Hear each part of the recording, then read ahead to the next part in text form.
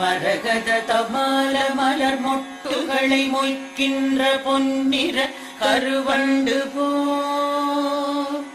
மாதவன் மார்பினில் வாசம் புரிந்தங்கு மெய்சிலிர் பேற்றும் விழிகள்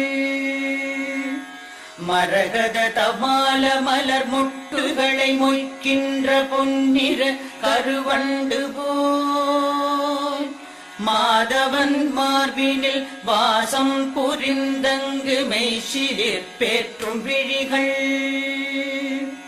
பரவும் பல்வடிவத்தின் செல்வ வளமாகிடும் திருமகளின் அழகு விழிகள் பறிவோடு அந்த இரு விழிகளின் கடை நோக்கு மங்களம் எனக் கருள்கவே.